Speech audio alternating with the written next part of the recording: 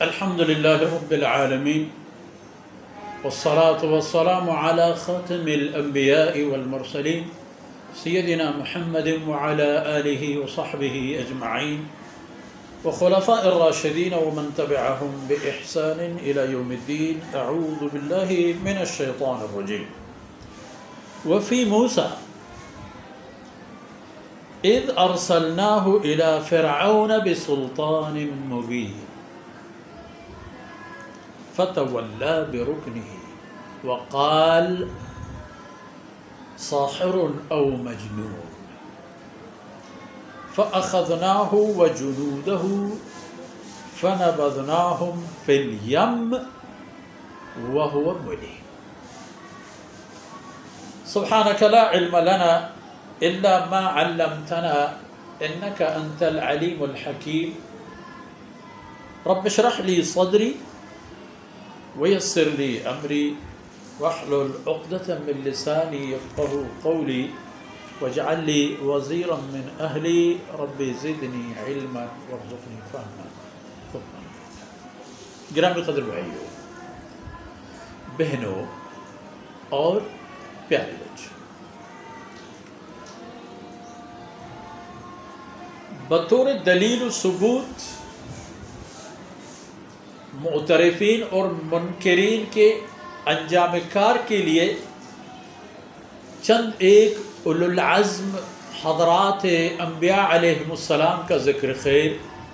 موجود ہے.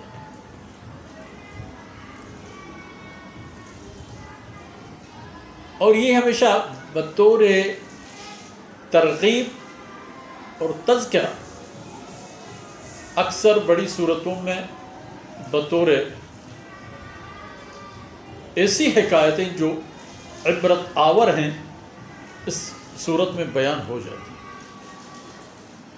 اور یہ قرآن کریم کا اسلوب ہے کہ انسان کو اس کی تخلیقی ضعف کے بنیاد پر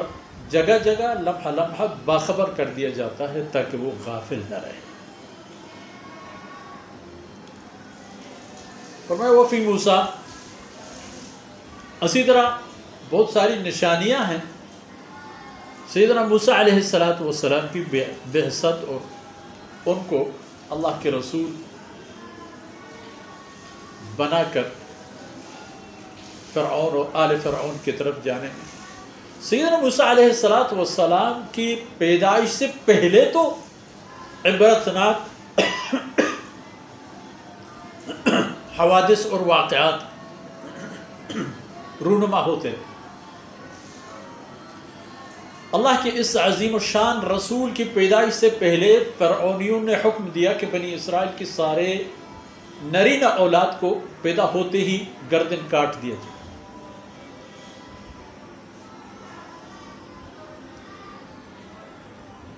اور سیدنا موسیٰ علیہ السلام ایسی حالت میں پیدا ہوئے کہ کسی نہ کسی حد تک آل فرعونی لشکر اور ان لوگوں کو پتا تھا کہ اس گھر میں ایک بچہ پیدا ہونے والا ہے، مگر اللہ رب العزت نے وہاں ان کو پیدا فرمایا. اور اللہ رب العزت نے اس غریب اور پریشان حال والدہ کی گود سے اٹھا کر فرعون کی گود میں بٹھا کر پالا. اس سے بڑھ کر اور کیا عبرت کی بات ہے کہ اللہ رب العزت نے کس حکمت کے ساتھ چلے. اس حوالے پر باتیں حسب حال ہوتی رہیں گی کہ اللہ رب العزت نے بی بی آسیہ رضی اللہ عنہا کو ڈیوٹی لگا دی، یہ لو پالو اور اس کے ذریعے سے جنت جاؤ. اور پھر جب نبوت کا مقام اور مرحلہ اور موقع آیا تو ایک خشک لاٹھی، اس لاٹھی میں اللہ رب العزت نے اتنی طاقت دی کہ ہر بلا اور آفت کے سامنے یہی لاٹھی کڑی ہوتی تھی. جب پس گئے ساحل سمندر پر اور رستہ نہیں مل رہا تھا، فَاضْرِبْ بِعَصَاكَ الْبَحْرَ،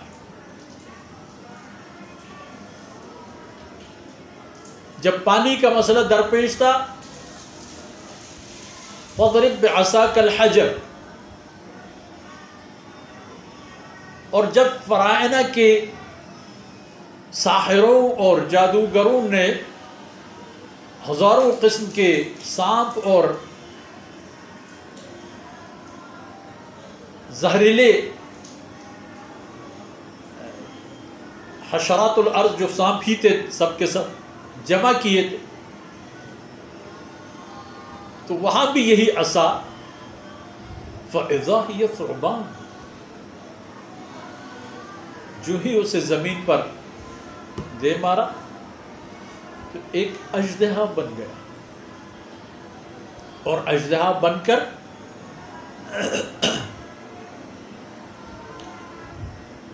فَإِذَا هِيَ تَلْقَفُ مَا يَأْفِكُونَ، پھر وہ جتنے ساحروں نے بنائے تھے لقمہ لقمہ کر کے نگلنے لگا، اور آنن فانن نتیجہ یہی ہوا، نہ کوئی سانپ نہ کوئی رسی، وہاں سے تو رسیاں لے کے آئے تھے محفل کے اندر، ان رسیوں کو انہوں نے لوگوں کے آنکھوں میں ایک قسم کے شعبدہ بازی کی اور سانپ ظاہر کی، اس کے بعد نہ سانپ نہ رسی۔ سیدنا موسیٰ علیہ السلام کی لاٹھی لاٹھی، اور جب چاہے سانپ اژدہا۔